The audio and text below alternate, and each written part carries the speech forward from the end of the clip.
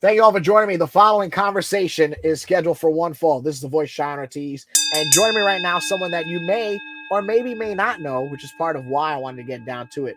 Ryan Kavanagh representing ECWA. How are you, sir? Doing well, Cheyenne. How you doing? I'm doing very, very well. And we're gearing up for Super 8 season, which is where ECWA, kicks it off. It's your marquee event, your mania, your flagship show. How do you, as the main proprietor of ECWA, how do you approach the Super 8 emotionally and creatively? Yeah, so I think the Super 8 is like its own like daunting task, right? Like I know the enormity of the tournament and I know what it means and what it meant to so many people. So I don't approach it lightly. But I do approach it probably differently. I know that when it first started, it was sort of this maybe like a cruiserweight, lightweight style tournament. Yes. And even in talking to Jim Kettner himself, he realized pretty early on that it couldn't remain like that. Everybody was doing that tournament. And if he wanted to compete with everybody doing that tournament, he was going to outspend himself because Yeah. everybody everywhere was doing it. So he started bringing in heavyweights and different people to be a part of the tournament. And it changed and it evolved over time. And each Super 8, if you've ever talked to Kettner, he has a story that took place in every Super 8. And before I ever met him, I was trying to do that for our shows, to have each one tell its own story. I don't know that Mike and Joe did it that way. I think their focus was the wrestling-based tournament. But you have to ask them. That was the impression I always got when I interacted with them, was they were trying to be that wrestling-centric tournament. And for me, I think the first year we did it, we had like Matt Tremont in it, which everybody was like, "Well, he doesn't fit." I'm like, that's why he's perfect for it. Yeah. So but those are your purists, not wrestling purists. Those are your ECWA purists that you've developed over. I mean, right? It's got to be you, ECPW, and the Monster Factory, right? For longest running feds in the top 3, top 5. Yeah. I mean, ECWA has been running consistently before I ever got involved. Obviously, I took over in 2019, but they were running since 1967. Right. So it's been ongoing. I mean, outside of the NWA, I think it's the longest running. I mean, I don't consider the NWA an independent promotion when if you're the guy running it is a millionaire. I don't think it counts as an independent anymore. And ECWA had ties with the NWA through Carluzzo and other luminaries up to like 99, right? Yeah, there was a relationship with Carluzzo. I know him and Kettner were very good friends. That's actually how the Haas brothers got involved with ECWA and probably another number of other people. But I know for a fact the Haas brothers got involved with ECWA. They kind of were snuck onto Kettner from Dennis Carluzzo, from what I was told. So yeah. Now it's funny you bring something up because we're of a certain age, and the first time I ever heard of ECWA, and I think people get shocked hearing about this with independence, was the magazines. Sure. Like I remember, Pro Wrestling Illustrated, Inside Wrestling, and even if that was the only bit of indie you got, you knew about the Super 8 tournament. And to your earlier point, it was kind of like, even if it was Bryan Danielson, Christopher Daniels, Devin Storm, all those guys, even Corino, there was kind of like these carbon copies of each other that in the ring, none of them were the same, but I see the argument of it was this wrestling-based tournament, and it has evolved from a criteria standpoint so much, especially from I'll even go as far as 2016 and on is when I was like, oh, this is really changing now.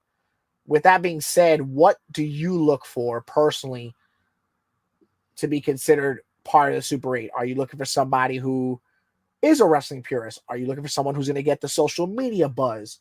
Are you looking for the pure heel like Darius Carter? You only get 8 choices, right? And that, when you really think about it, when you run your own ice cream store, that's not that much, right? And that's just it. You hit that number 8 real quick when, because there's always somebody that you've known a long time in wrestling that you want to put in there. And it's like, but you got to kind of do that last because you got to fill the tournament with whatever story you're trying to tell. So, I mean, to answer your question, who do we look for? We're looking for anybody.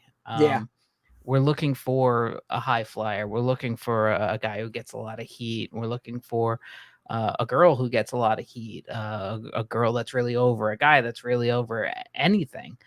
Just somebody that I personally would want to see. And I also take feedback from people like, Joe, who ran a number of tournaments. I talked to Kettner about who he thinks.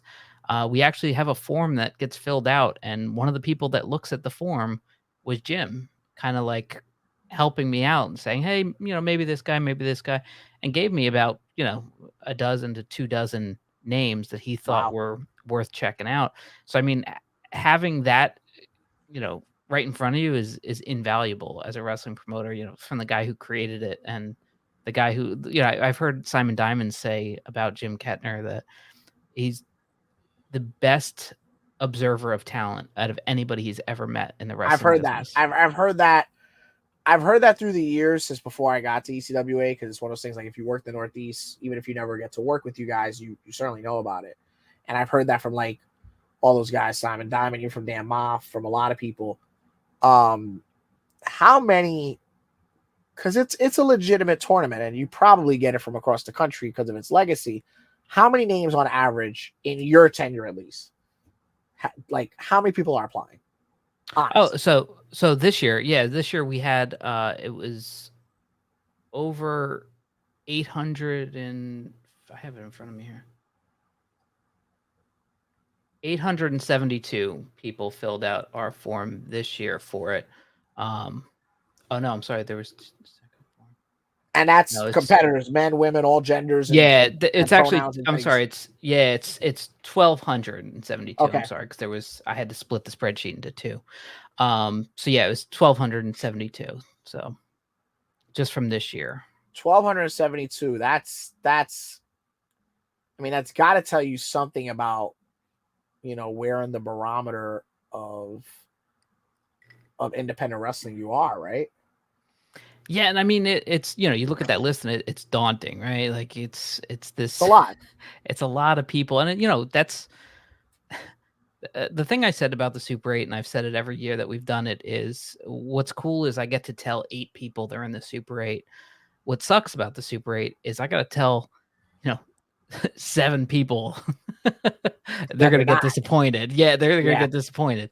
And then on top of that, like you look at that list, and I'm going to tell thousands of people that they're not involved in it, basically. Yeah. Which is easily the worst email to send out. Forget about the copy and paste out aspect. It's like, of the 1,200, there might have been 50 that was like, oh, son of a bitch. I wish, Yeah, and it's always like, you're gonna wait. I'm gonna wait another year, but by then, this guy or girl might be, signed by then. So it is what it is. I mean, it's part of the job, right? One of the things about the independents that I don't think people like, we always go to, they might be signed. Like they might leave the business, they might get married, they might get a career that pays them so much that they're like, well, wrestling, it's an injury. There's so many other factors. It's crazy. We always point to sign, but I don't think people realize it's not the NFL, but it's the same, like, not the same opportunities, but the same, like, there's so many paths you could take. Right. It's life, right? But it's funny you bring that up, because it's true. A year later, that person might be, from a budgeting standpoint, that person might charge you triple. Right. And it's it's not because they want to out of the right. It might not be because they're like, oh, they didn't pick me for the Super 8 2 years ago. Fuck them. It's just like all of a sudden they're the hottest thing on the indies. Yeah, they have, and I mean that happens often. There's people that we reach out to, and it's just we can't agree on price, and there's no harm, no foul in that. I mean, they have a number they need to hit. We have a number we need to stay within. Sure. And I mean that's just how business is. Well, wrestlers also love them all to death, right? For the most part, wrestlers don't want to get the budgeting aspect of it. Well, yeah. Well, the fan. I don't think the fans necessarily do either. Oh no, that I co-sign that. No offense. Yeah, I see that a lot. Is the wrestlers deserve this, and the wrestlers, and I mean I agree. I don't think there's promoters out there that wouldn't love to pay everybody everything they're worth. I mean, sure. I would say every wrestler is underpaid for the most part. It's just that money's got to come from somewhere. Like I know one fan will tell you, yeah, I'll gladly pay $50 a ticket, but the family of 8 that are coming to the show, they're Yeah, not able to do that, it's so true. I that money's got to I come from somewhere, and I remember it's one hard. time getting in a car. I won't say who was in the car, but I will go as far as saying it was two announcers. It was me and another announcer were in the car, and the rest was pretty much wrestlers. And for whatever reason, money comes up. And I'm pretty like, when it comes to me in wrestling, if it isn't the promoter, I'm pretty tight-lipped about like my rate, what I charge, and stuff like that. And I remember hearing a number one time that the announcer got. It wasn't their regular pay, but they just happened to get it on this night that we were driving back. Because if I'm in the car with you, I'm not saying, hey man, what did you make tonight? I don't even want to know if you got paid, because I'm Right, gonna know right, if you didn't get paid, right? So I don't want to right. know if you got paid. So anyway, this announcer comes and says this number, and I just kind of like, that's what you got? And their response was, yeah, why? Did you get lower? And I'm like, no, I mean, I got what I asked for, but like, that's two wrestlers. I wonder how the promoter figured that out. And they looked at me as if I had six heads. Because it's true. Like, I guess because I was trained by a promoter, I come in at a rate that it's like, okay, maybe it's a lot for you, but it won't cost you the in-ring talent. Right. Because so to that point, it's like, from a budgeting standpoint, wrestlers, fans, there's so much into it, to Yeah, the I last mean, penny. so many people don't realize all the little things that come up too. Like, I mean, if you're printing posters and you got to hang these posters, and then you got to print up tickets, and like just little odds and ends. Like, Yeah, everybody likes to think like, I'm gonna write down 6 to 10 matches and plan that, and that's being a promoter. Like, that's the fun part. yeah. That's not what it actually is. When it goes to Um, plan, it's the fun part.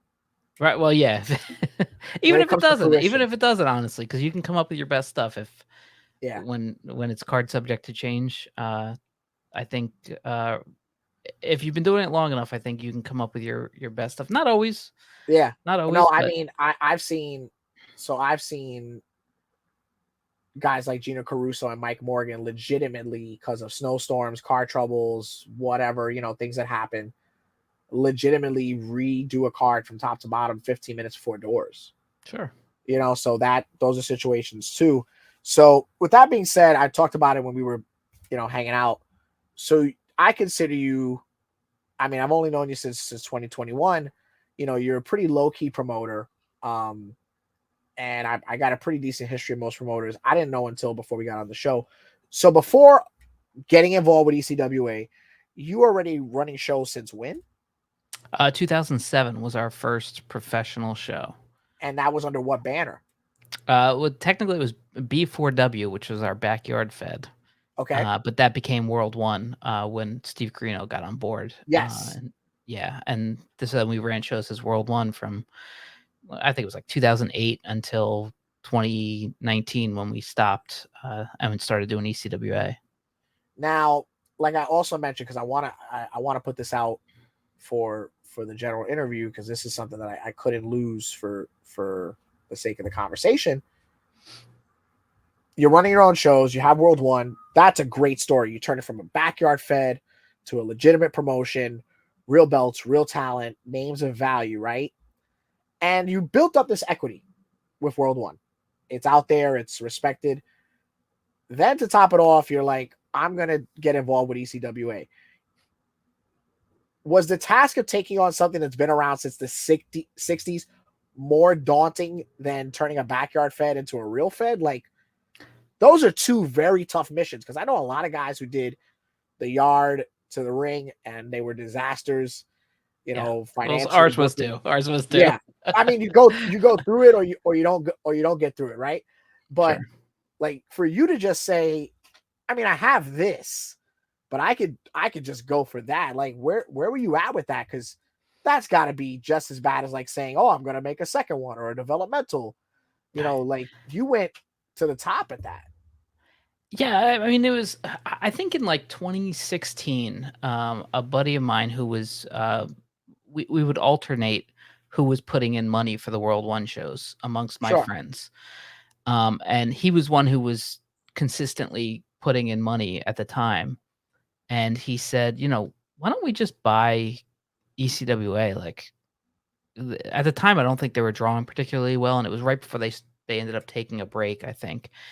Yeah, And it was I might it be was through wrong. the ether that it was available. I remember hearing about it. Yeah, there was a time where I know Mike had gotten fed up and was looking to get out, and I want to say it was around 2016, might have been 2017.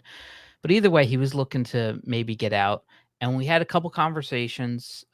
We came up with a number, and then Mike decided, no, never mind. So we just dropped it and just kept doing our thing. Yeah, And then I was going back and forth from Miami for work, and it was on my birthday. I was about to get on a plane, and I got a text from Mike saying, "Hey, do you still want to buy ECWA?"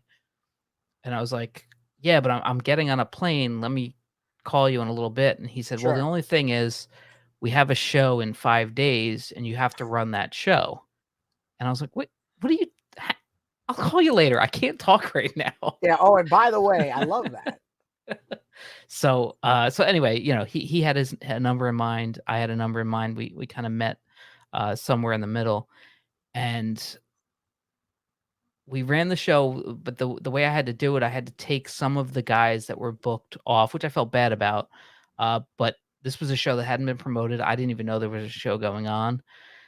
So I needed to Wow. get some of my guys who can, who get out there. They put up posters and stuff like that. My crew essentially. I put, half my guys on, kept half his guys on, because the way I looked at it was either the show's getting canceled or half the guys are going to make money. I mean, there's only At that two point, ways sure. about it. Yeah. So we did the show. I mean, nobody was there. I think it was like 100 fans, maybe. But probably less than that, honestly. And yeah, and then COVID happened right afterwards. So Which was the reset that you didn't know. I think COVID obviously affected everybody. It's a cliche term. You probably hear it every day in the tri-state area. But I do think COVID might have affected ECWA the best out of most feds. Is that safe to say? Well, I mean, so we were gonna continue running in Delaware as ECWA and run World 1 Right. in New Jersey, and I think I Which, would have real just quick for run. fans, ECWA has ran New York, New Jersey, Philly, Delaware. But you guys were still bouncing from Delaware to Jersey. You weren't in Paulsboro yet, but you were bouncing still, right? Yeah, so typically we run in Morganville, Paulsboro, we've run Right. once or twice for Monster Factory. Um, but I think with COVID and everything that happened, it just kinda hastened all of that and moved it up, and it just kinda became like, "All right, you know what, let's not deal with." There's a lot of headaches that go with running in Delaware, from the commission and, all the different stuff, all the different rules that they put out, and I don't understand a lot of them, and they're very confusing. Yeah. Yeah, I've So, heard that about after one that, thing it too. it was it was time to run in New Jersey, plus I don't have to drive 2 hours to go put up posters in New Jersey, you know what I mean? So, it just made sense, and it kinda worked out. I mean, I think we were one of the first companies to run a show, and I mean, we did all the we did, which became like a standard thing for everybody's show, but we were doing the temperature checks, we were doing the masks, the Sure. distancing, the hand sanitizing stations. Like we tried to do our best to, and we limited it to I think 50 fans. Like the first Yeah. Super 8 was like I 50 remember fans. you, Titan, and maybe ECPW were the first ones that I can remember running when the restrictions and things were getting a little bit more black and white. Yeah, it's a weird time. Just even thinking about it now, like, and we're kind of used to that world. It's still kind of, it's just weird to think about. Yeah. No, I mean, talking about COVID experiences is a separate podcast in and out of itself. Now, because I don't know when this is going to air just yet, I don't want to give away any spoilers about who is and isn't in the ECWA. I don't want any scoops or exclusives or stuff like that. But I do want to talk to you about certain people on your roster. Despite, the dates not lining up and I haven't been around, I love your roster. I love the eclecticness. It's one of very few indie rosters across the country that has something for everyone. Before I get into particular members of your roster, from a business promotion standpoint, you guys were on IWTV. Now you're on Showcase. what's your take on that? I haven't made the full jump to Showcase yet. I like a lot of their podcasts on YouTube. There's the two gentlemen that I watch pretty much every other day. There's this Gabby, a woman that has a great podcast. She interviews everybody from AEW, WB Town, all the way to indie people. From a business standpoint, are you enjoying the Showcase model better? Because I know everybody is different. Some people are like, oh, I'm doing okay on Fight. I like the cutaway on that. IWTV is an easier upload. Showcase, what's the deal with that? So it's actually called Premiere. They had a show that they ran that was called the Premiere That's Showcase. right, Premiere streaming. Yeah. So I to me the there's no difference, right? Like I like the guys at IWTV. I feel like IWTV is independent wrestling for independent wrestlers. And I mean there are fans that watch and everything like that, but I felt like it was mostly for independent wrestlers. I think what Premiere is trying to do is get the everyday fan involved. I don't know how much luck they're having. I don't know. I don't have visibility to the back end. I'll say that is one thing that's different about the two. Like IWTV, they give you all the information. You can log in and you can see. I'm very analytical. I like looking at the analytics, so you can see all that stuff. We don't really have that with Premiere yet, but I mean they just started a year ago, so sure. I think that's something they're working towards. But outside of that, like just if you go on like our YouTube channel, there's a ton of stuff on there. Like we have all our we put up individual matches. We usually will put up entire shows for a short duration after they've aired. Yes. And you're talking about like 2-3 hours or whatever the show length is. Usually about 2 hours. I don't go too long. But we've been doing holiday events the last couple months, and for whatever reason, these things have been like a big hit. A big hit for us, probably not a big hit for like these, giant promotions out there. But like they're all getting above like 1,500 views within the first like couple days. So we did one for Thanksgiving that we do every year, the Turkey Bowl. We did a Contractor Cole Christmas match. We just did a New Year's special. There's going to be a Valentine's Day one. So like we hit all these different holidays, and they were fun to film. And it seems like we kind of have like our weird niche of doing these holiday events that nobody else is really. I imagine it'll get copied eventually, but for right now, it's a nobody matter of else is time. doing them. I've said for years that holidays and wrestling, when done right, can be maybe not lucrative, but certainly attention gaining. So I think that's something you did very well. And you guys also have, again, since I've met you, like for your YouTube, because you brought it up, you guys have really capitalized on the older footage, because I don't think people realize. Sometimes people just want to get booked, right? So people don't realize like Bryan Danielson, Mae Young, Moolah.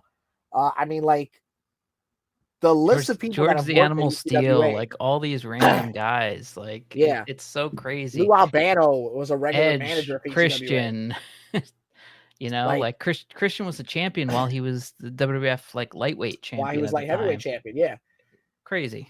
Yeah, like so, like I like that you guys are capitalizing on your video library, because it's what you should do no matter what fed you have. If you have certain names, or you've garnered attention with a certain video, so that's just smart business. But now there's certain people that you fed that I love. There's certain people that I love as performers. The first one that I want to talk about might surprise you. I don't know much about her as a person, but I really enjoy watching her in the ring, and I think she's a great ambassador for rights in the business, and that's Erica Lee. Now, what from a general roster selection, is that harder to pick than an ECWA pick? Because I think you hit money with that.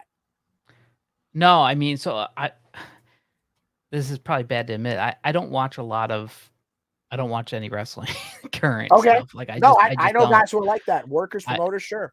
I just don't. I watch a lot of old stuff. So like I didn't know Erica until I saw her at the Super 8. I was told by a friend of mine, John Corrigan, who ran the wrestling estate. He said, "Hey, she really gets over in front of like kids and the crowds, and like at the time she was doing like this poop gimmick, and like I was like, oh, perfect." And the first women's Super 8, I kind of left up to Joe to run it, and I kind of thought maybe she should go a little further. Anyway, she didn't. but like I became a fan in that moment.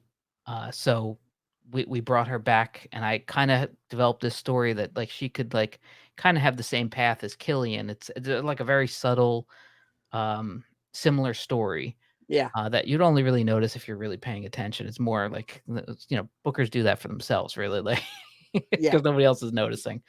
But yeah, like I don't know, like I could write like stories around Erica like till the end of time. She's just a dynamic performer, a And great person, believable. believable. I've gotten like I want to say letters, but it's not letters, messages from Sure. fans. I remember after she won the ECWA title. Well, I have two of these actually. One was from a fan, and one was from a wrestler.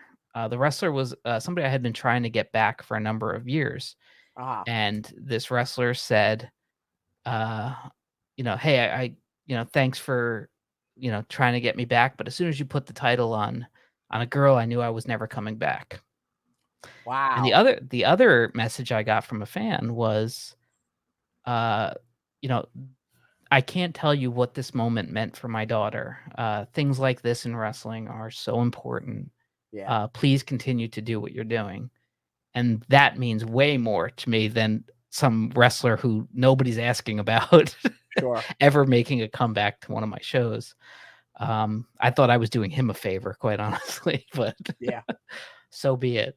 So yeah, I have a lot of time for Erica. I think she's fantastic. I think she's wonderful and somebody that I think we everybody agrees how wonderful he is, but I just love how wonderful you book him. The All Father, Darius Carter. Ah, Darius, man. So it's funny because I was told about Darius a number of years ago, and I don't think then because I saw his match and it might have been the setting and it might have been the opponent, Okay. and it might have been the way it was filmed, but it wasn't. It certainly wasn't where he is now. Right. The fact that that guy's not signed right now is criminal, It's but it's great for us right now. I So I come know. see him while you can. I know. But I'm the other way. I just feel like I'd be willing to sacrifice him for television. Yeah, I would too. I mean, that means more money and everything else. So, like, but by all Sure. means, you know what I mean? Like, get out there and. But for right now, And while I we got love the him, way you book him. I talk to Will Strauss almost every day, and when I say talk, we send each other 50 memes and don't say a word to each other. that's about Um, right. Me and my wife. yeah. Like, and he'll tell you, like, I loved what you did with him and Ooh La La, because I love Ooh La La, right? Like, he is the foundation of every era, even before him Yeah. in ECWA, and I just love what you did with the two of them. So you got like Mr. Ooh La La is like he's like soft mints. He's never going away, right? Yeah, so it's funny because when the first show I wore, so okay, the first time I ever went to ECWA years ago, like Uh-huh. 2012, I met Mr. Ooh La La in the bathroom of all Okay. places. I Yeah. was like, "Holy shit, Mr. Ooh La La." And he gave me the French accent and everything, like, just thought I Yeah. was a fan and just kept in character. Anyway, I talked to him a couple times over the years, I'm sure he doesn't remember any of it, because I would help out Mike and Joe at their shows and do music or camera or whatever they needed. Yeah. And the first show when I came in, because none of the wrestlers knew that it was, like, who was taking over or anything, I think everybody thought it was Joe. And we kinda did, like, our locker room thing, like, "Hey, here's what's gonna change, here's what's gonna stay the same." And afterwards, I told him he should have won the belt from Sean Carr in 2016 at this skating rink. I said, "That was the time they should have put the belt on you. We're gonna build up to that moment." And he gave me the, "Yeah, okay, sure." And he didn't believe me. Yeah. It took us, I think, an extra year to get there because of COVID, but we got there and he won the belt. Which again, I don't think he believed it was gonna happen until the moment it actually did. So now you guys get to the back, and then what's that moment? You know, Ulala's always super appreciative. Every single show he's ever been on for me, he sends me a text probably when he gets home at like 1 o'clock in the morning saying Yeah. thank you. Yeah. So like to he's thankful for being on a regular show. I know that I think he's told this story, so I think he'd be okay with it going out there, but I know his brother was there. His brother flew in from, like, Texas, Wow. and then, he has, like, a picture of him holding the belt with his brother at ringside, and his brother passed away, like, 6 months or something after that. So it was one of the last times he got to see his brother, and he told me, what that moment meant. So, like, things like that in wrestling, Yeah. like, you know what I mean? Like, I know it's just wrestling, we say that all the time, but, like, it's not. No, it's not. There is something to it. There is. There's something about wrestling that's similar to cinema in the sense of where you can create those moments and those dramas and those highlight reels that you can't do in other sports. Yeah, Like I in mean, other I sports, it's literally dependent on the talent, right? Like you have to hit that. I'm not a sports guy, but you have to hit that touchdown in the last 3 seconds. You have to hit that slap shut, with 0.8 on the clock.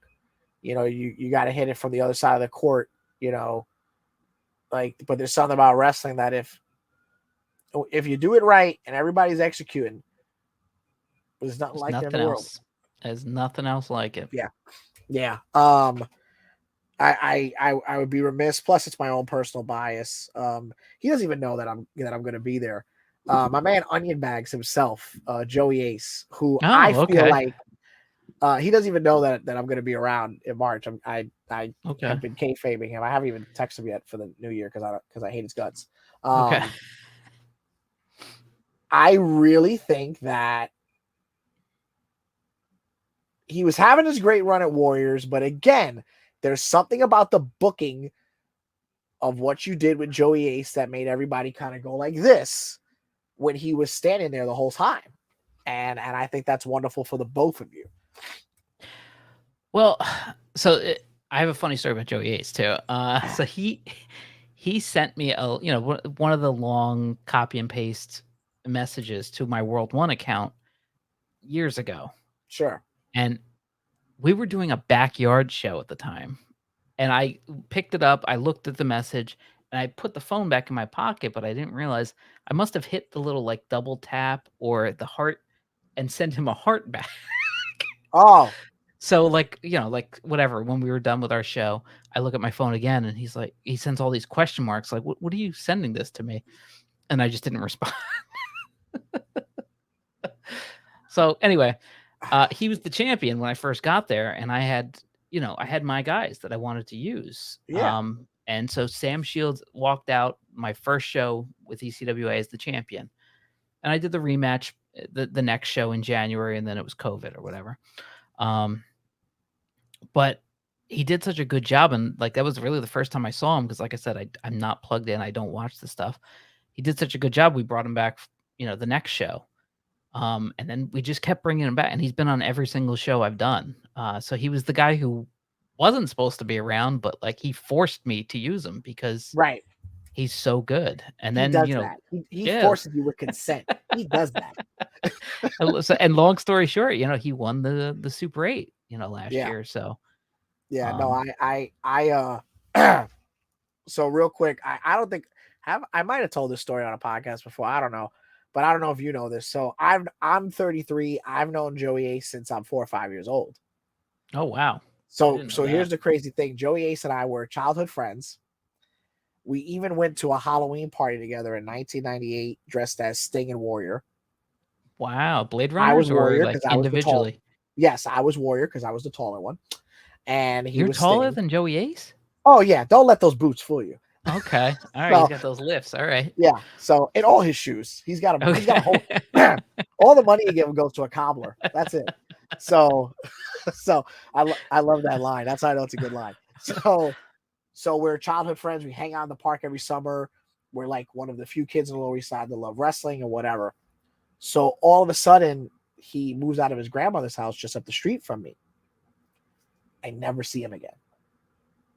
And I remember from when I was like 9 till I was like 14, I checked every summer, every playground in the neighborhood we would hang out at, hoping to see him because Right. he was like one of the few kids that I felt like was like me. because being a wrestling fan is tough, It especially in wasn't the easy. 90s, It wasn't right? easy growing up. Yeah, especially in the 90s. Like, you guys Yep. don't get it with your wrestling club Yeah, and your social in your media. You attitude guys got it era so and much all that. easier. Yeah. So fast forward, I never see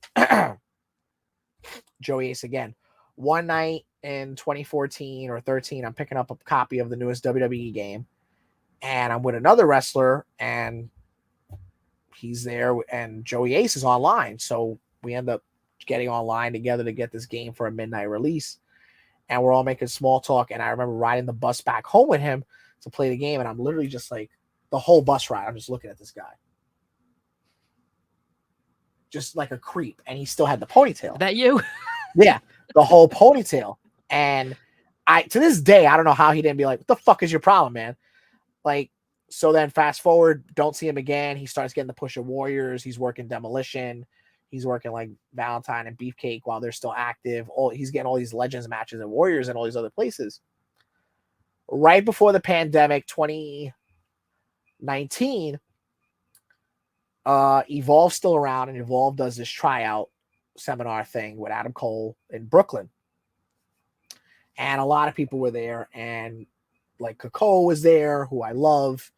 A lot of different people were there, and Joey Ace was there. So I go up to him, and I'm like, hey, Joey, how are you? He's like, hey, man, how are you? And I was like, you don't remember me, do you? And he's like, so he gives me like the most wrestling answer ever. He's like, no, did I work you? and I'm like, no, man, I don't know if you remember me, but you grew up on the Lower East Side on this street, right? And he's like, yeah, how do you know that? And I was like, yeah, and your grandmother used to look like. He's like, yo, how do I know that? And he's just, and then like the bus ride, he's like, oh my God. He's like, you on the bus with me too that night, right? He's like, dude, after the bus ride, I couldn't put two and two together, but I was like, I know that kid that stared at me on the M15, and like we hugged. But that's my little Joey Ace story that, separated at youth, as I like to call it. But I think the world of him, even though he buys too many candles for any man.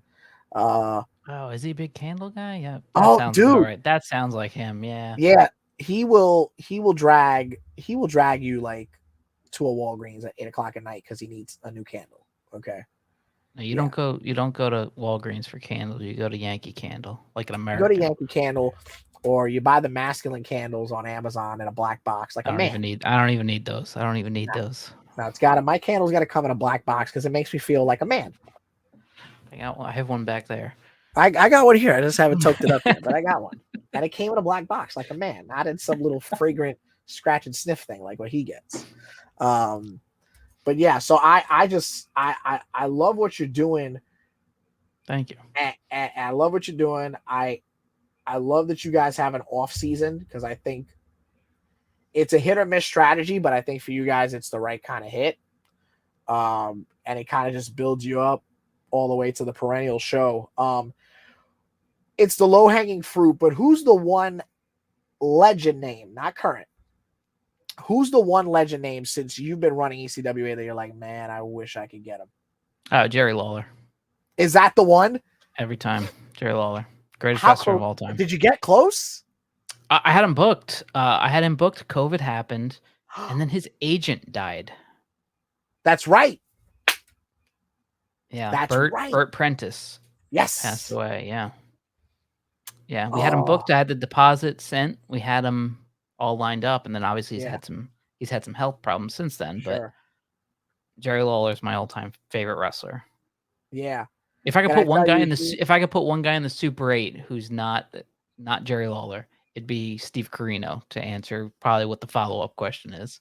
It's funny because I'll give you the answer for both. So for Lawler, he's one of the few guys that I didn't see work live, right? And I went to so many Raws, so many SmackDowns. I got the entrance. I remember going to the Garden, and Jerry Lawler would get like Steve Austin pops. I don't care what you say. He would just get these eruptions, whether it was the Garden, Continental Airlines, whatever it was, right?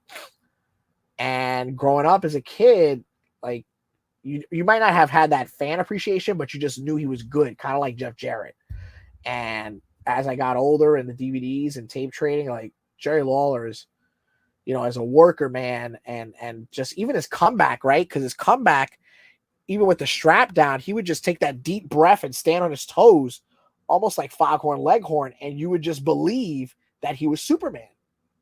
And I don't know if you've ever seen the punches between like him and Bill Dundee, where they would just unload on each other. I mean, just Dude, the best punch in wrestling. Oh yeah, Lawler's hand and eye coordination was like cinematic. Like before you talked about Undertaker and Soup Bones, Lawler was those haymakers. I don't know how light he was on the touch, but he was catching people, and he had me believing. Oh, absolutely.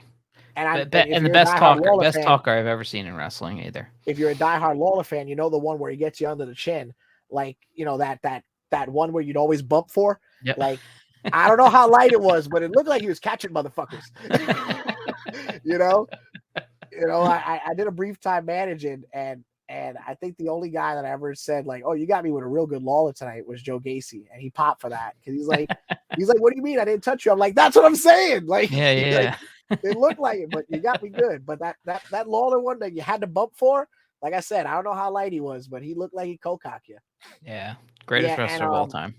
It's funny. I literally said to somebody 2 hours ago, I said Steve Corino in NXT today would be crushing the shit out of it.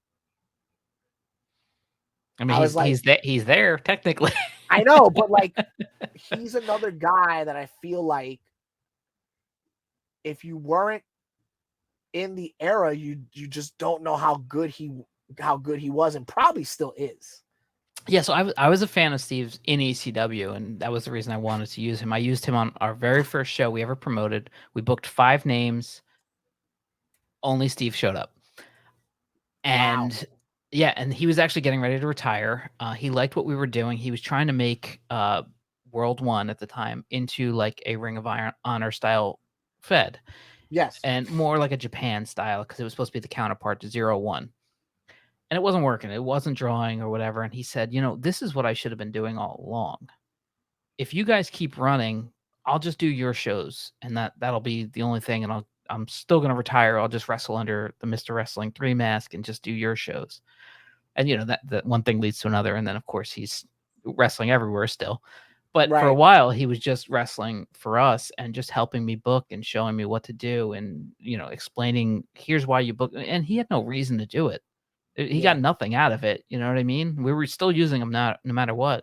And I had the opportunity to tour like the Midwest with him. And actually Colby came too. And Colby was like 12 and I at love the time. Colby. Colby's good, man. So I just saw Colby wrestle for the first time since we used him, and he was, like 15. And oh my God, what leaps and bounds, right? Insane. I cannot believe that's the same kid. Teenager, and I was like, shit, he's like too good. Yeah. And I say kid, but he's a man now. But so like I don't know, like Steve Corino like meant so much to and taught me so much when he had no reason to. But he actually mentioned when we inducted him into the ECWA Hall of Fame, like, if there's ever an opportunity for me to be in the Super 8, it's the one thing I haven't done that I wanted to do. So like, and immediately I was like, oh, just say the date. Yeah. I mean, I can, much like you, the ECW feud, him being like, and that's kind of what ECW needed at the time. They needed somebody to say, I am a wrestler, F your tradition, which was unfortunately blood and guts, right? Right. And that he was just so perfect for that. And then, man, I tell you, that feud with Dusty as a kid, I thought that was like the best Western movie I'd ever seen. Yep. And then he made a great babyface afterwards. Like he was fantastic as a babyface. And then like his journey work for like Ring of Honor was amazing. His ins and outs with JP, even with Ace, like his indie stuff from 06 to 2010 was so easy to watch because DVDs then on the indies were like $10 because when WWE was selling one for 20, then you sold it for half. Right. And I just saw a lot of his indie stuff, and I will never get. I mean, I kind of get why he wasn't in Ruthless Aggression, but it could have worked.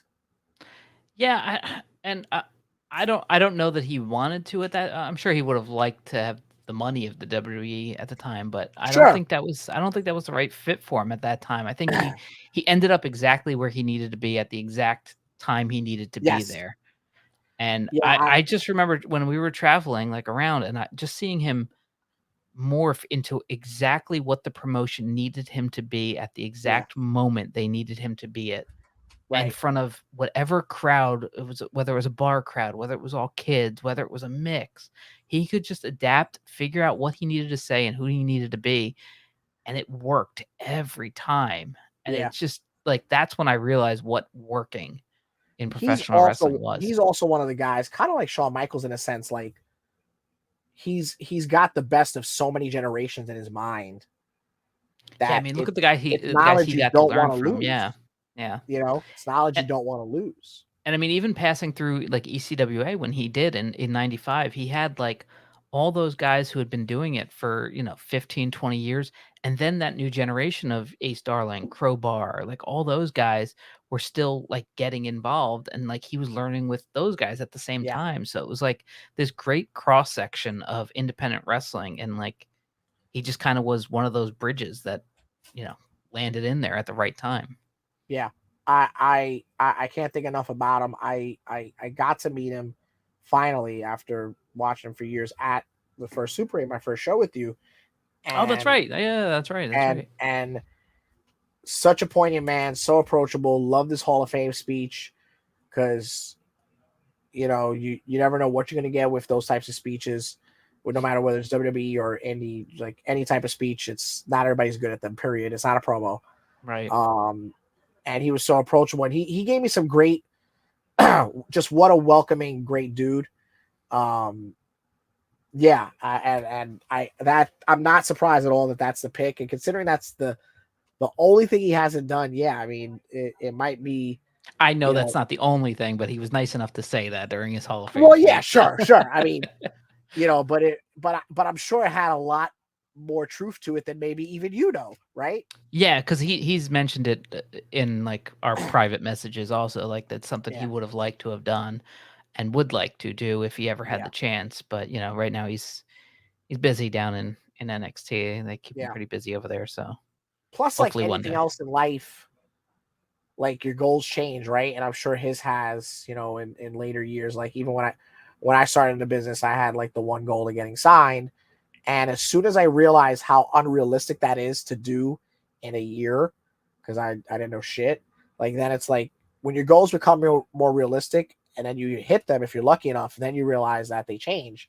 So I'm sure that his have changed much, and I'm sure he misses being in the ring just as much as anybody else since he's still healthy, Yeah. you know, Yeah. because that's the other thing he's been blessed with. He's probably in the best physical shape ever, and he's very, very healthy and he's still into it with his son, you know.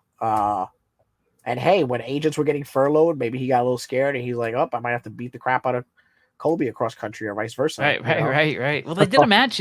They did a match in I think it was 2021 in down in North Carolina. And what sucks is I was driving home. I had to be home for work the next Uh-huh. day. I was driving home the day the match took place, and I found out about it when I got home. I was so bummed. I'm like, I could have saw that live because it was literally Yeah, in the town in North Carolina that my sister-in-law lives in down there. I could have yeah. saw He it. told me about it, and he said he's like it was good. I got through it, but it made me realize like I would have to do more. You Right, know, if I got back in the saddle, he's like, but Colby, Colby was just so impressive. He's like, that's all I care about right now is helping him out, and that's right, 100%. that's like the best parenting thing to hear in general. Forget wrestling, you know. Um, I know we're wrapping up on time, but I really I from watching you those first 3 or 4 shows, I was able to work from the way you run the back, from the way you film it, produce it. I can't tell you how legitimate you are, in my eyes. Even more so Well, getting to thank know you. you a little bit and getting to probe you with questions. And I'm sure you are more than ready for when the Super 8 comes. I know the fans are looking forward to it. I'm so happy to be a part of it. That you guys even thought of me. We've stood in touch, through the years since we met, and I'm really excited, and I can't thank you enough for giving me your time. Yeah, no problem, man. Thanks for having me on. I appreciate it, and it's gonna be fun having you back at the Super 8. I think it'll be a good time for everybody. I'm looking forward to it. I'm looking forward to the promos. I'm looking forward to the post match wrap ups. ECWA broke my promo record. I think that first show, I have it in my folder back here. My record was 15 promos in one night. I think with ECWA, I did like 20 something.